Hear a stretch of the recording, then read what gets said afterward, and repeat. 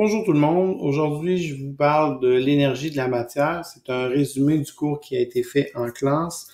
Donc, c'est aussi un résumé des notes de cours que l'on retrouve sur le site web de la classe.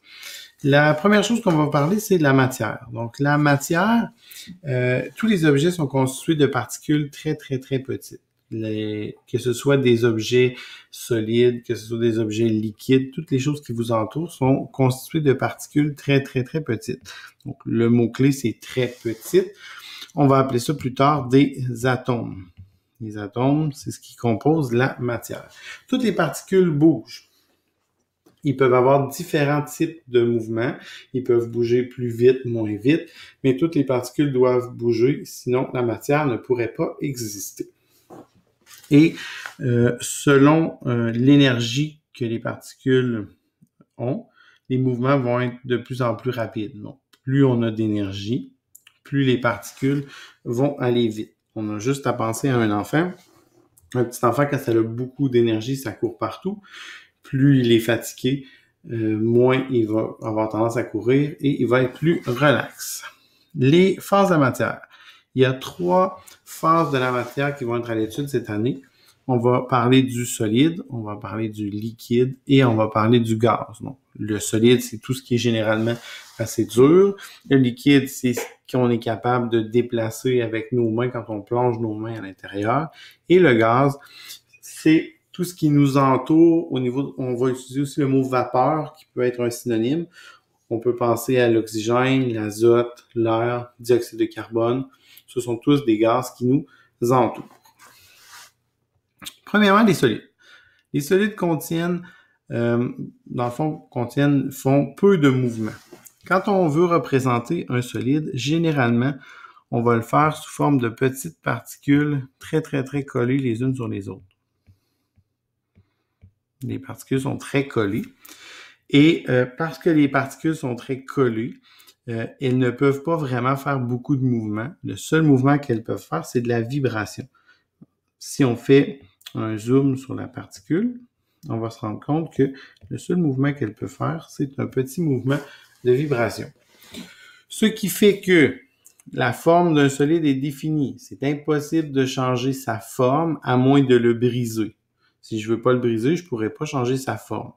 Ou si je la change, ça va être de manière temporaire. Parce que si vous pensez à une éponge, on peut changer sa forme, mais c'est temporaire, elle va revenir à sa forme initiale après. Dites-vous, ce qu'on change dans une éponge, c'est pas tant la forme de l'éponge, c'est plus l'air qui est à l'intérieur. On peut aussi, elle a aussi un volume défini, donc tous les solides ont un volume défini, ce qui veut dire qu'un cube de bois, je peux pas changer son volume. Il va rester fixe. C'est aussi incompressible. Je ne peux pas appuyer sur un solide et diminuer sa hauteur ou diminuer sa forme. C'est trop rigide. Le mieux que je vais faire, c'est de briser. Et les solides contiennent très peu d'énergie. Ils ne font qu'un seul mouvement qui est de la vibration. Pour ce qui est des liquides, les liquides, eux, font des mouvements. En font 2. Ils font de la vibration et de la rotation. Si on représente un liquide, on va représenter avec des particules, mais des particules qui sont un petit peu plus éloignées que les particules de solide de tout à l'heure. Si on fait un zoom d'une particule, on va se rendre compte que la particule de solide fait de la rotation sur elle-même et de la vibration. C'est pour ça qu'elle fait 2 types de mouvements. Un liquide, ça a une forme indéfinie, ce qui veut dire que peu importe le contenant dans lequel je vais placer mon liquide, le liquide va prendre la forme du contenant. Donc, que ce soit un cylindre très mince ou un verre très large, la forme va changer. Ce qui ne changera pas, par exemple, c'est le volume. Le volume, lui, il est défini. Si j'ai 50 ml d'eau, que je vais le mettre dans une tasse à mesurer ou que je vais le mettre dans un verre, je vais avoir 50 ml d'eau quand même. Si le volume est défini, ça veut dire que c'est incompressible. Je ne peux pas changer son volume si je l'écrase. C'est le principe de l'hydraulique. Et les liquides contiennent un peu d'énergie qui leur permet de faire les 2 mouvements, vibration et rotation. Les gaz.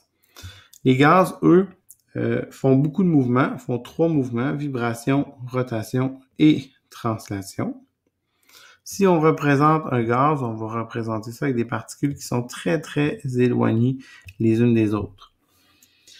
Et si on zoome une particule, donc si je zoome une particule, je vais me rendre compte qu'elle fait de la rotation, de la vibration, et elle fait aussi de la translation. Elle se déplace.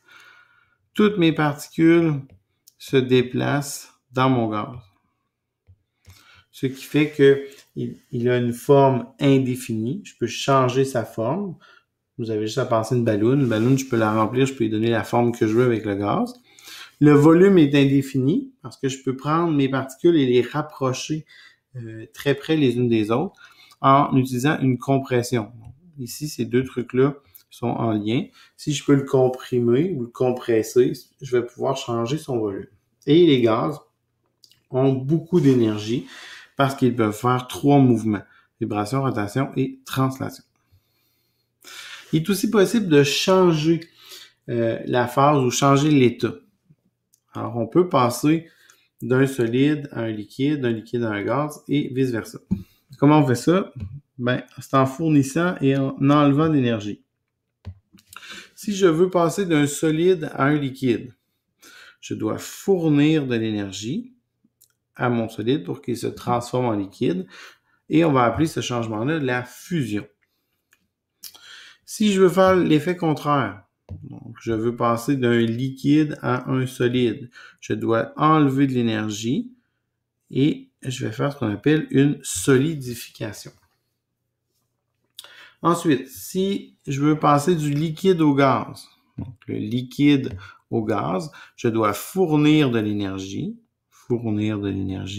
sous forme généralement ça va être sous forme de chaleur, et je vais faire ce qu'on appelle de la vaporisation. La vaporisation, c'est un terme général.